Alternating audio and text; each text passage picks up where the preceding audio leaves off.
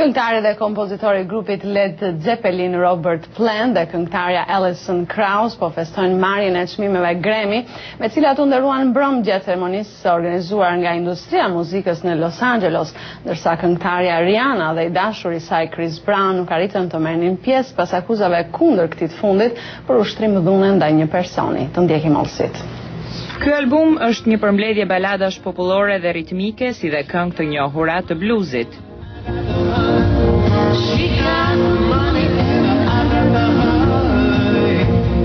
Këngëtari i muzikës rap Lil Wayne fitoi 4 çmime, duke përfshirë çmimin për albumin më të mirë rap dhe këngën më të mirë në po të njëjtën rrymë muzikore për këngën e tij të njohur Lollipop. Grupi britanik i rockut Coldplay fitoi çmimin për prezantimin më të mirë në rrymën pop dhe çmimin për këngën e vitit me hitin e tyre që ka kryesuar listat Viva la Vida.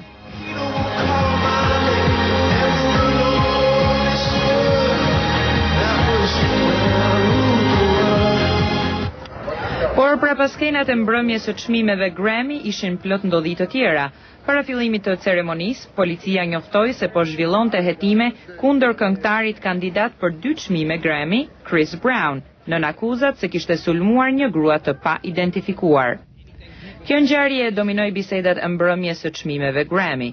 Chris Brown dhe e dashura e tij Rihanna, e cila ishte po ashtu kandidate për çmimin Grammy, ishin përgatitur për të marrë pjesë në shfaqje, por asnjëri nga ata nuk arriti të paraqitej. Mes fituesve të tjerë ishte Adele, e cila mori çmimin për artisten e re më të mirë. Fituesja e çmimit Oscar Jennifer Hudson mori çmimin e parë Grammy për albumin më të mirë Rhythm and Blues. Çmimi i saj ishte mes më emocionuesve gjatë mbrëmjes.